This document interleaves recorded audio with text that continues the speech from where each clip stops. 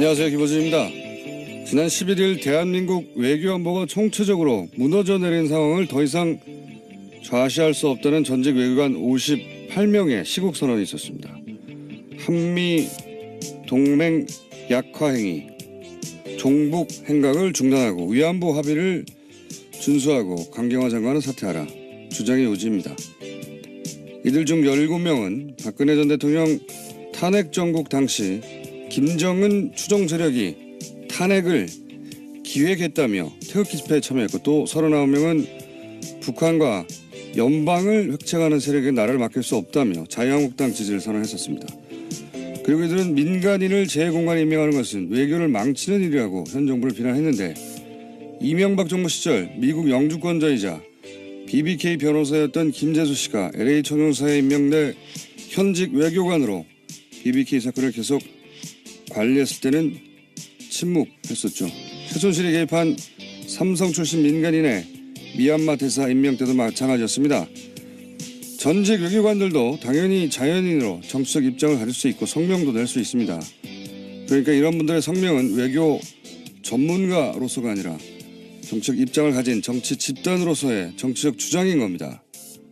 그러나 지난주 포탈에 떠있던 이분들 성명기사 어디에도 이분들의 그런 정치성을 가늠할 그 어떤 정보도 없었습니다. 가짜뉴스가 가짜만 전달한다고 가짜가 아닙니다.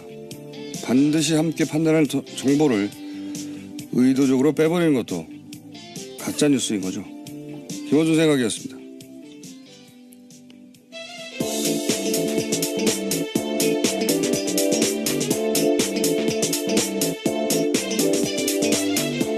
시사인의 김은지입니다. 네. 저는 이게 굉장히 중요한 사례라고 생각돼서 다시 언급을 하는데 며칠 지났지만, 왜 예전에 그 김관진 임관빈 석방 때 비난 여론이 높으니까 법과 대학 교수들로부터 저희가 확인해 보니까 명시적 동의를 한 명도 받지 않았어요. 받지 않고 사법부 비난하지 말라고 그런 성명서를 냈던 전국 법과대학 교수의 성명 있었지 않습니까? 예. 그것과 같은 수법이라고 저는 보는 겁니다. 그러니까, 외교관들이 이제 성명을 낸 외교관들의 성향은, 너무나 확연하거든요. 대단히. 그래서 네. 이런 기사를 낼 거면 마지막에 한두 줄이라도 한편 이들은 탄핵은 기획된 거라고 태극기 집회에 참여한 바 있다. 이렇게 한 줄이라도 써 넣어줘야 되는 겁니다. 예. 네, CBS 노컷뉴스에서 뒤늦게 보도가 나왔는데요. 3분의 2가 극우진영 활동했다라는 게 있었습니다. 그러니까 대부분이 해보니까 이걸 따지는 것이 CBS 노컷뉴스밖에 없었다는 게 저는 말이 안 된다고 생각되는 것이, 그런 정보가 빠지면 이 주장의 진짜 의도, 배후가 숨겨지는 거죠. 예. 이 미디어 생리를 알면 이거 굉장히 수상쩍은 겁니다. 왜냐하면은 주장에 위안부 합의를 준수하라 이런 게 써 있어요. 이것만 봐도 기자는 바로 알거든요. 그 정치적 성향을. 그런데 그렇게 굉장히 그 한쪽으로 편향된 정치적으로 그런 집단이 성명을 냈는데, 마치 그런 내용을 빼버리면 외교관들이 가치 중립적으로 전문가로서 지금 외교가 엉망이 되고 있으니까 걱정이 돼서 직접 나섰다, 이런 효과만 주는 거거든요. 이건 기자라면 성명서 읽자마자 알 수 있는 뻔한 수작인데, 이 뻔한 걸, 그런 중요한 판단 기거를 빼버리고 게다가 포털 메일에 계속 오랫동안 걸어주는 거는 여론 호도를 도와주는 겁니다. 굉장히 수상하고 말도 안 되는 거예요. 이런 사례들이 자주 있는데, 예, 또 있어서 짚고 넘어갑니다. 첫 번째 뉴스는 뭡니까? 네, 검찰이 이명박 정부의 국가정보원 특수활동비 불법 수수 의혹을 수사 중입니다. 이와 관련해서 당시 이명박 정부의 청와대 핵심 관계자들에 대해서 구속영장을 청구했습니다. 어제 서울중앙지검 특수이부는 김백준 전 청와대 총무기획관과 김진모 전 청와대 민정위 비서관에 대해서 구속영장을 청구했다고 밝혔습니다. 그렇군요. 김백준 씨는 포괄적으로 이명박 전 대통령 재산관리인으로 평가받는 인물이죠. 네, 집사라고 불리는 사람입니다. 이 사안은 저희가 점심 주진우 기자 연결해가지고 좀 자세히 짚어보기로 하겠습니다. 네.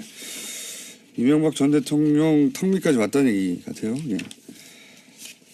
자, 다음 순요.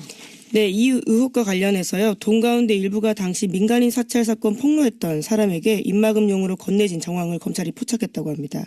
지난 2012년 총리실 공직윤리지원관실 민간인 사찰 사건 폭로자였던 장진수 씨 기억하실 텐데요. 전 주무관이었습니다. 이 사람에게 5천만 원 돈이 갔는데 이때 정부 발행 띠지로 5만 원권 100장씩 묶여서 있었습니다. 당시에 관봉이라고 불렀는데요. 장 전 주무관은 이때도 총리실 간부가 자기에게 돈 줬다라고 밝힌 바가 있는데요. 당시에는 검찰이 돈의 출처를 밝히지 못했었습니다. 오래된 사건이네요. 이명박 전 대통령 시절에 처음으로 민간인 사찰이 이제 터진 이 사건이죠. 예.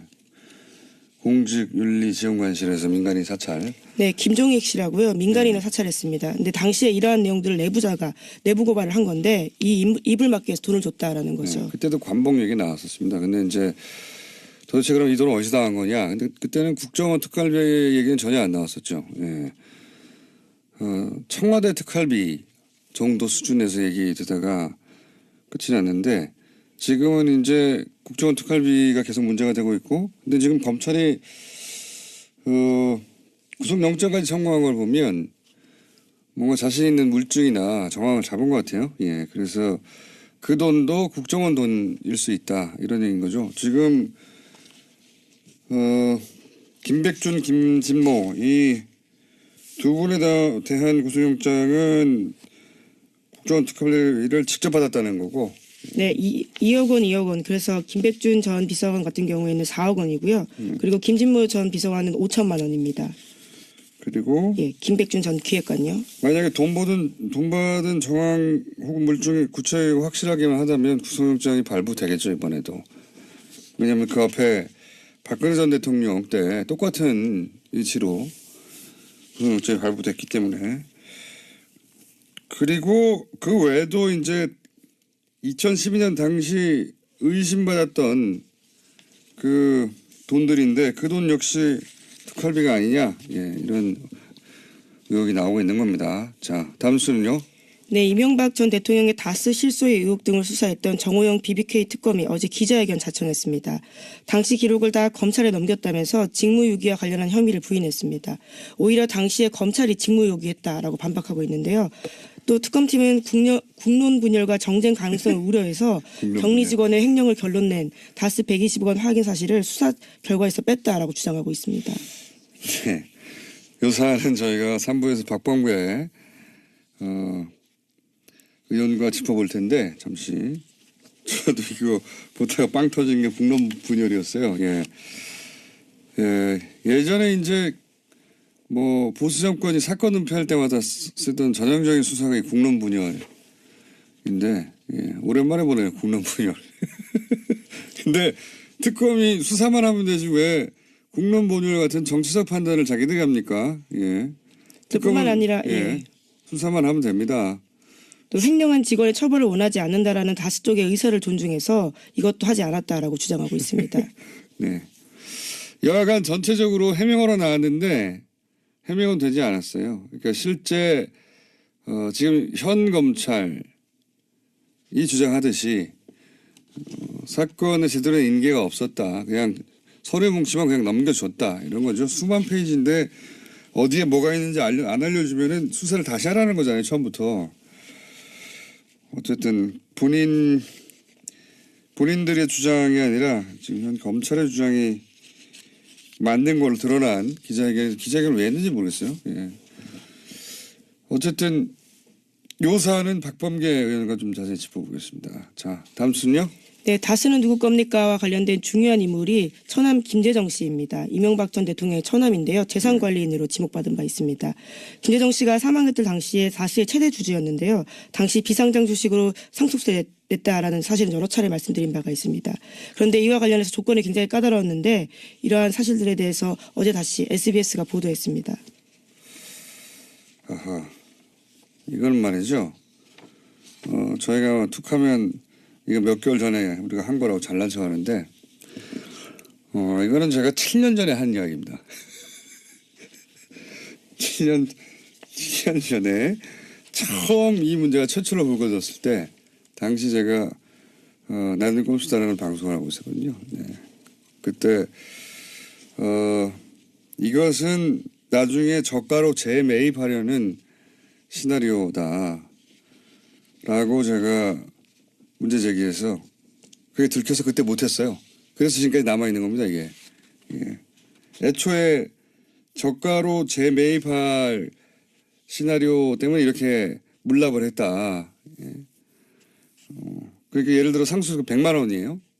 근데 비상장 주식을 100만 원어치를 냈어요.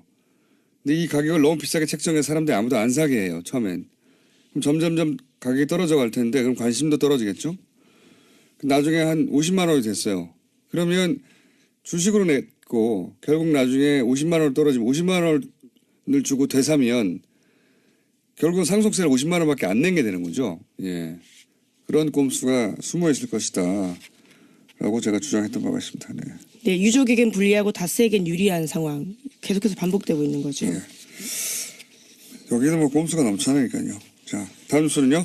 네, 또 검찰이 최근 다스를 설립할 당시에 사용된 창업자금 수억 원을 이명박 전 대통령이 직접 줬다라는 핵심 관계자의 증언을 확보했다라고 합니다. 창업자금을 낸 인물은 다스 설립을 주도한 실제 주인일 가능성이 높은데요. 이 관계자는 다스 설립 초기부터 핵심 인력으로 일하면서 내부 사정에 정통한 인물이라고 합니다. 그렇군요. 요 사안도 주진우 기자하고 주진우 기자 워낙 다스 혹은 이명박 전 대통령 관련 취재 오래 했으니까 좀 자세히 짚어보기로 하겠습니다. 이런 류의 증언은 처음 나온 거네요. 예.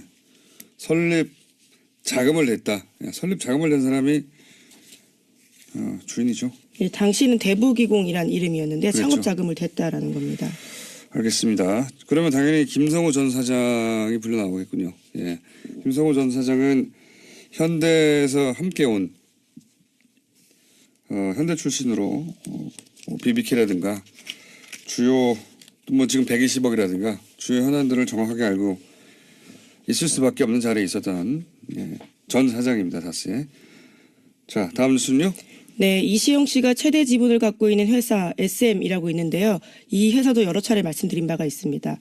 다스가 SM을 부당하게 밀어줬다라는 의혹에 대해서도 말씀드린 바가 있는데요. 이와 관련해서 뒷받침할 아주 구체적인 문건들을 검찰이 확보했다라고 합니다. 검찰이 확보했다. 예. 이게 이제 승계와 관련해서는 또 검찰이 처음으로 확보한 구체적인 물증이 되겠네요. 그러니까 저희가 지난 몇 달 동안 이제 다스 실소유주가 다스를 승계하고 있다 이런 의혹을 정황을 계속 제기해왔는데 이명박 전 대통령의 아들 이시영 씨가 다스를 물려받고 있다 한마디로 말하자면 이런 얘기죠. 그런 의혹인데 근데 이게 지금 밝혀진 바로는 현재 물증을 확보했다고 하는 게 다스의 설비하고 인력을 이시영 씨 회사 SM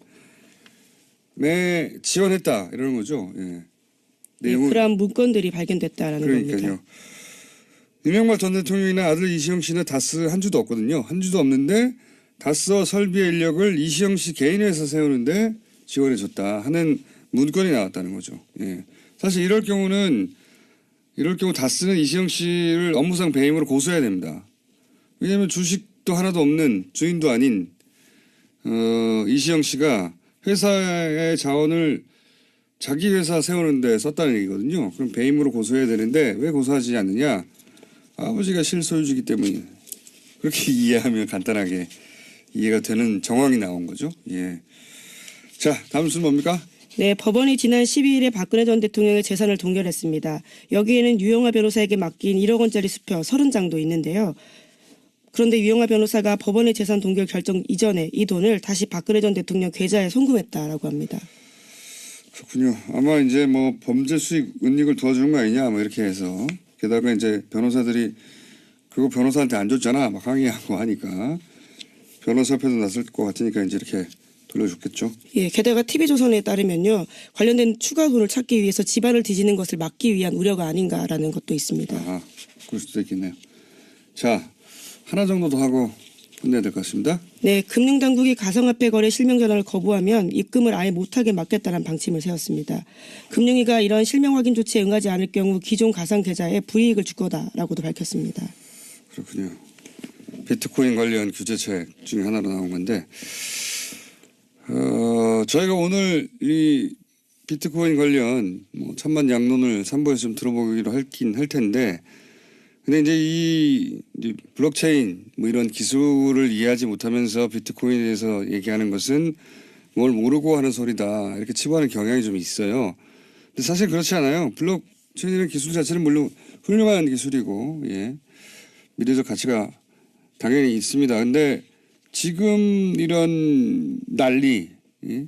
강풍, 이거는 기술이 너무 훌륭해서 벌어진 일이 아니거든요. 이건 사람의 욕망 때문에 벌어진 일이에요. 예. 기술은 복잡해도 욕망은 간단합니다.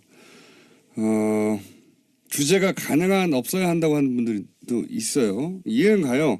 원래 이 블록체인 기술 자체가 그렇게 중앙 통제를 거부하는 세계관 속에 탄생한 거거든요. 예. 근데 이제 지금 간단하게 기존 주식 시장하고만 비교해 보면 금방 느낄 수 있는데, 기존 주식은 기업이라고 하는 실물이 있잖아요. 그럼에도 불구하고 하루 5%만 등락해도 뭐 서킷 브레이크인가요? 또는 뭐 사이드카인가요? 예, 사이드카는 코스피. 예. 그렇게 심리적 동요나 이런 거를 진정시키는 장치도 있고, 그다음에 온갖 규제가 있어요. 기본적으로.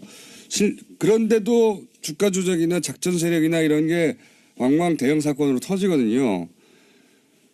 근데 지금은 실문도 없고, 그리고 기준도 없고, 거래소에, 또는 규제도 없고, 하루에 막 100% 등락해도 등락도 가능한 게 비트코인인데, 여기에 왜 그런 조작과 작전 개입이 없을 거라고 생각하십니까? 당연히 여기에는 투기와 작전 세력의 천국과 같은 거예요. 현재 스코어.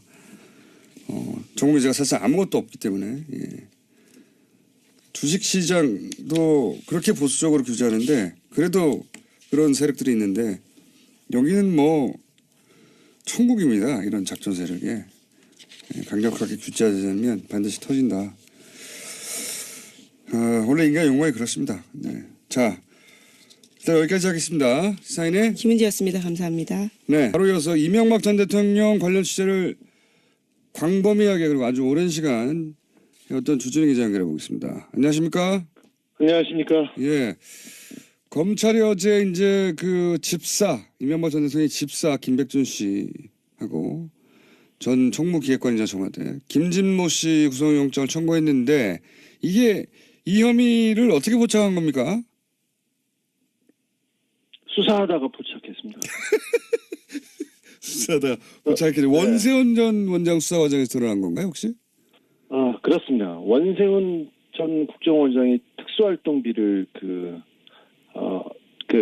특활비. 용도에 맡겨 쓰지 않았습니다. 그리고 특별히 해외에 이렇게 되돌렸다. 해외에 가져다 놓은 돈도 있고요. 그리고 예. 자기 관사도 아닙니다. 특별한 시설을 관사로 쓰면서 이렇게 유용한 돈도 있고, 예. 이렇게 몇 가지 부분이 그 특수활동비를 유용한 그 장면들이 포착됐는데요. 그 특수활동비를 쫓다가 이번에 그 40년 집사죠. 예. 그 이명박 전 대통령의 집사, 그러니까 금고지기와 그리고 그 옆에 있던 사람, 굉장히 중요한 사람입니다. 민정비서관을 지냈습니다. 검찰 간부를 하다 민정비서관을 지냈고, 그리고 민간인 사찰에 직접적으로 개입했던 그 분의 그 특수활동비 유용 정황이 드러난 겁니다.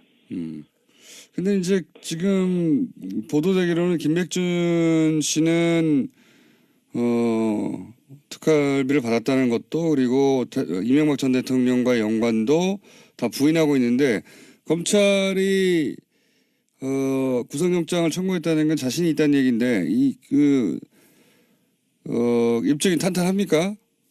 네, 이명박 대통령과 김백준 그 전 총무기획관 이 분 간의 그 관계는 어떻게 말해야 되나, 지갑을 관리하던 사람입니다. 장부를 관리하던 사람이고, 그리고 그 굉장히 중요한 사람이기 때문에 이게 섣불리 이렇게 그 영장을 칠 수 없습니다. 그런데 전 국정원장, 그러니까 김성호, 원세훈, 그러니까 이명박 대통령 개인 시절에 국정원장을 지냈던 그런 분들과 그리고 그 주변 사람들에 대한 그 조사가 다 끝났습니다. 한 번이 아니라 여러 차례였습니다. 그러니까 박근혜 전 대통령의 특수활동비를 수사할 때 정호성, 그 안봉근, 이재만 이런 식으로 그 금고지기들에 대한 그 특수활동비 수사가 되면서 이렇게 그 진행됐지 않습니까? 그래, 거기하고 거의 비슷하다고 생각하면 되는데, 그러니까 이미 수사는 다 끝나고, 완벽하게, 증명할 수 있는 부분까지 갔다고 이렇게 보셔도 됩니다. 그러면 이제 당연히 이 특활비 쪽은 다음 수사 대상은 이명박 전 대통령으로 봐야 되겠군요. 네, 이명박 대통령을 지금 당장 구속해도 될 만하다고 저는 거기까지 보고 있는데 수사하는 분들은 어떻게 생각할지 모르겠습니다. 그런데 다음 대상은 이제는 이제 이명박 전 대통령 차례입니다. 수사 대상이 그렇다. 그렇군요. 현재 이제 그 얘기 나와서 하는 얘기는 현재 이 특활비 외에 전체적으로 이명박 전 대통령 수사 방향성은 몇 갈래로 지금 진행되고 있습니까? 이명박 전 대통령의 그 범죄 혐의는 크고 많아서요. 굉장히 많습니다. 일단 하나하나 좀 따져보자면 김관진 전 국방부 장관 구속과 함께 그 군 사이버사의 정치 선거 개입이 있었습니다. 크고 무겁고 중요한 범죄인데 이 부분도 진행되고 있고요. 거의 많이 왔습니다. 그리고 두 번째로는 원세훈 그 전 국정원장을 비롯한 그 댓글 수사가 있었죠. 댓글 수사는 별로 이제 특활비가 나오면서 하찮아졌습니다. 어찌 보면. 그리고 근데 특수활동비 수사가 굉장히 많이 진척됐고 그 부분 하나로만도 굉장히 바로 구속이 될 만한 그런 중대한 범죄입니다. 이 부분 말고 롯데월드 특혜, 롯데월드 제2롯데월드 특혜 건립 과정에 군 활주로를 3도 틀면서까지 이렇게 허가를 내주었지 않습니까? 그 부분이 있고요. 그 다음에는 다스에 관한 그 실소유주 의혹이 있습니다. 근데 다스에 대한 수사가 많이 진전됐는데 다스가 이명박 전 대통령의 소유라는 게 거의 입증되고 있습니다. 입증되고 있는 증거가 많이 쏟아진 데다가 전직 다스 임원들이 이명박 대통령과의 관계에 대해서 얘기를 하고 있어서 이 부분도 굉장히 곤혹스러운 처지입니다. 이명박, 이시영 씨에게. 그리고는 또 뭐가 있죠? 더 있어요. 또 있습니다. 그리고 국세청에서 다스에서 빼돌린 해외 비자금에 대한 큰 덩어리를 발견하고 지금 쫓고 있습니다. 530여 건의 해외 매출 적자권. 그러니까 납품을 하고 돈을 받았는데 다스로 들어오지 않고 돈이 사라진 경우가 많습니다. 그래서 이 부분이 페이퍼 컴퍼니로 이렇게 사라진 것을 보고 국세청에서도 쫓고 있어서 이명박 대통령은 5갈래 이상에서 지금 계속해서 쫓기고 있는 형편입니다. 자, 그러면은 그 중에서 이제 지금 다스 창업 자금을 MB가 직접 줬다. 그러니까 설립 초기의 이야기가 나오기 시작했는데 혹시 이쪽은 뭐 어느 정도 진척이 됐나요? 설립 초기 이야기. 수사가 진척이 어느 정도 됐는지는 잘 모르겠습니다. 그런데 그 부분은, 다스 설립 자금 저는 4억 2천만 원으로 파악하고 있었는데요. 지난 여름부터 4억 2천만 원을 이명박 대통령이 줘서 다스가 설립됐습니다. 그때는 대부기공이었죠. 그리고 이명박 대통령의 지시와 협력으로 현대건설이 와서 다스를 지어줬습니다. 이 부분도 이명박 대통령의 지시와 협의 때문이었습니다. 그리고는 이명박 대통령이 국회의원 시절에는 의원회관에서 지시를 했고요. 그 다음에 서울시장 시절에는 서울시장 집무실 공관에서 지시를 했습니다. 대통령이 되고 나선 대통령이 되고서는 안가에서 했다는 얘기는 또 지난번에 나왔었죠. 그리고 계속해서 다스에 대한 보고를 받고 지시를 내린 것으로 저는 보고 있습니다. 그런데 이 부분에 대한 수사도 굉장히 많이 된 것으로 알고 있습니다. 김성우 전 사장, 권승호 전 전무가 핵심으로 이 다스의 골격을 세우고 이끌어온 사람들인데요. 그 사람들이 계속해서 검찰에 왔고요. 그 다른 사람들도 다스 관련자들이 와가지고 그 이명박 전 대통령을 실소유주로 지목하고 있습니다. 마지막 한 가지만 더 물어보자면 김성우 전 다스 사장이 이제 키맨으로 알려졌는데 혹시 2008년 때는 이제 모든 의혹을 부인했었는데 최근에 심경의 변화가 있습니까 혹시? 심경의 변화가 많습니다. 그래서 이명박 대통령과 같이 일을 했던 사람들이 그 심경의 변화가 다 있었어요. 그래서 아까 군사이버사 얘기했었어요. 김관진 전 장관이 적나라하게 다 얘기했습니다. 그리고 국정원 특활비나 국정원 관련된 얘기도 원세훈 전 원장은 이명박 전 대통령의 최측근이었지 않습니까? 4년 2개월 동안 국정원장을 했고 이분이 또 열심히 얘기했어요. 너무 많은 얘기를 하셨어요. 그리고 다수 관련된 김성우 사장도 지금 처음부터 끝까지 얘기하고 있는 형편입니다. 그래서 이 수사는 완벽하게 다른 국면에 접어들었다고 볼 수 있습니다. 알겠습니다. 여기까지 듣겠습니다. 감사합니다. 네. 네, 지금까지 시사인의 주준희 기자였습니다. 안녕하세요. 김호준입니다. 지난 11일 대한민국 외교안보가 총체적으로 무너져 내린 상황을 더 이상 좌시할 수 없다는 전직 외교관 58명의 시국 선언이 있었습니다. 한미 동맹 약화 행위, 종북 행각을 중단하고 위안부 합의를 준수하고 강경화 장관은 사퇴하라 주장의 요지입니다. 이들 중 17명은 박근혜 전 대통령 탄핵 정국 당시 김정은 추종 세력이 탄핵을 기획했다며 태극기 집회에 참여했고 또 39명은 북한과 연방을 획책하는 세력에 나라를 맡길 수 없다며 자유한국당 지지를 선언했었습니다. 그리고 이들은 민간인을 재공간에 임명하는 것은 외교를 망치는 일이라고 현 정부를 비난했는데 이명박 정부 시절 미국 영주권자이자 BBK 변호사였던 김재수 씨가 LA 총영사에 임명돼 현직 외교관으로 BBK 사건을 계속 관리했을 때는 침묵했었죠. 최순실이 개입한 삼성 출신 민간인의 미얀마 대사 임명 때도 마찬가지였습니다. 전직 외교관들도 당연히 자연인으로 정치적 입장을 가질 수 있고 성명도 낼 수 있습니다. 그러니까 이런 분들의 성명은 외교 전문가로서가 아니라 정치적 입장을 가진 정치 집단으로서의 정치적 주장인 겁니다. 그러나 지난주 포털에 떠있던 이분들 성명 기사 어디에도 이분들의 그런 정치성을 가늠할 그 어떤 정보도 없었습니다. 가짜뉴스가 가짜만 전달한다고 가짜가 아닙니다. 반드시 이명박 전 대통령 턱밑까지 왔다는 얘기 같아요. 예. 자, 다음 순요. 네, 이 의혹과 관련해서요. 돈 가운데 일부가 당시 민간인 사찰 사건 폭로했던 사람에게 입막음용으로 건네진 정황을 검찰이 포착했다고 합니다. 지난 2012년 총리실 공직윤리지원관실 민간인 사찰 사건 폭로자였던 장진수 씨 기억하실 텐데요. 전 주무관이었습니다. 이 사람에게 5천만 원 돈다발 돈이 갔는데 이때 정부 발행 띠지로 5만 원권 100장씩 묶여서 있었습니다. 당시에 관봉이라고 불렀는데요. 장 전 주무관은 이때도 총리실 간부가 자기에게 돈 줬다라고 밝힌 바가 있는데요. 당시에는 검찰이 돈의 출처를 밝히지 못했었습니다.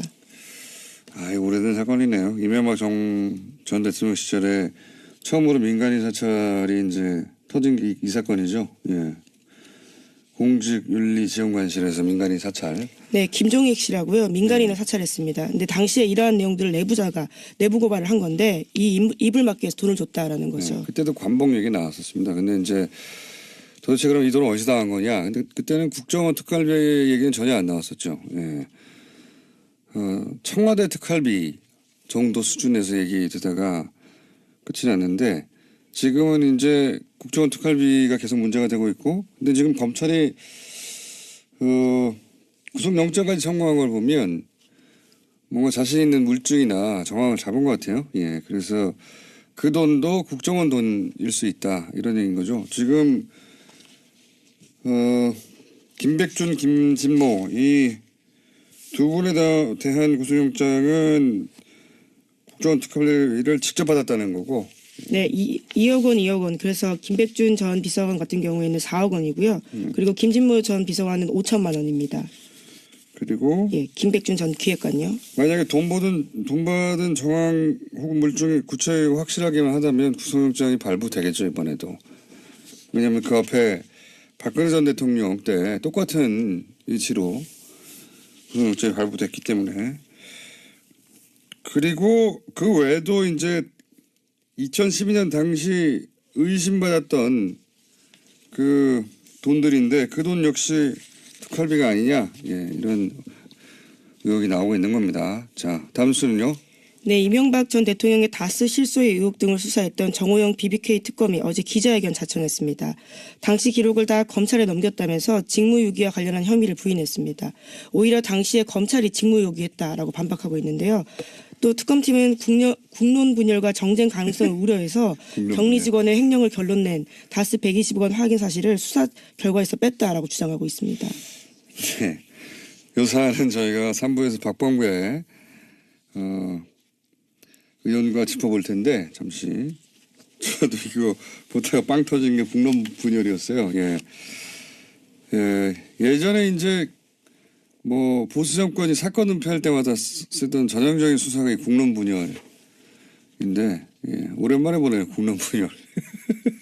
근데 특검이 수사만 하게 판단할 정보를 의도적으로 빼버리는 것도 가짜 뉴스인 거죠. 김어준 생각이었습니다.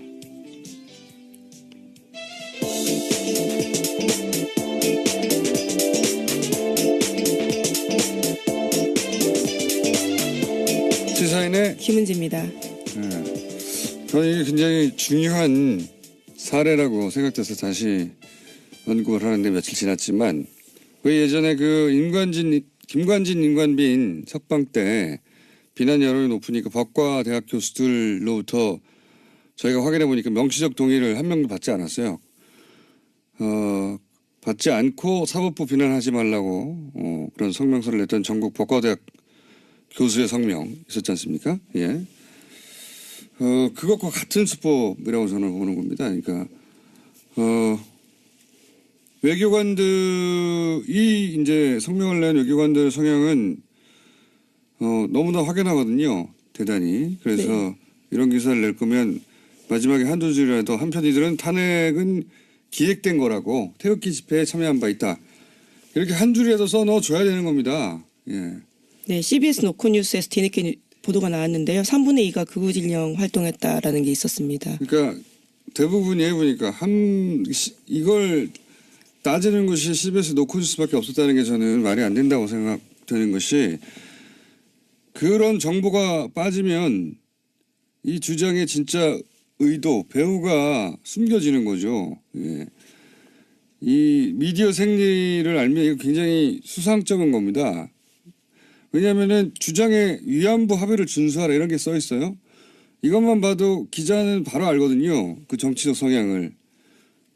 그런데 그렇게 굉장히 그 한쪽으로 편향된 정치적으로 그런 집단이 성명을 냈는데 마치 그런 내용을 빼버리면 외교관들이 가치 중립적으로 전문가로서 지금 외교가 엉망이 되고 있으니까 걱정이 돼서 직접 나섰다. 이런 효과만 주는 거거든요. 이건 기자라면 성명서 읽자마자 알 수 있는 뻔한 수작인데 이 뻔한 걸 그런 중요한 판단 기거를 빼버리고 게다가 포털 메일에 계속 오랫동안 걸어주는 거는 이 여론 호도를 도와주는 겁니다. 굉장히 수상하고 말도 안 되는 거예요. 이런 사례들이 자주 있는데 또 있어서 짚고 넘어갑니다. 첫 번째 뉴스는 뭡니까? 네, 검찰이 이명박 정부의 국가정보원 특수활동비 불법 수수 의혹을 수사 중입니다. 이와 관련해서 당시 이명박 정부의 청와대 핵심 관계자들에 대해서 구속영장을 청구했습니다. 어제 서울중앙지검 특수이부는 김백준 전 청와대 총무기획관과 김진모 전 청와대 민정위 비서관에 대해서 구속영장을 청구했다고 밝혔습니다. 그렇군요. 김백준 씨는 포괄적으로 이명박 전 대통령 재산관리인으로 평가받는 인물이죠. 네, 집사라고 불리는 사람입니다. 이 사안은 저희가 잠시 주진우 기자 연결해가지고 좀 자세히 짚어보도록 하겠습니다. 네.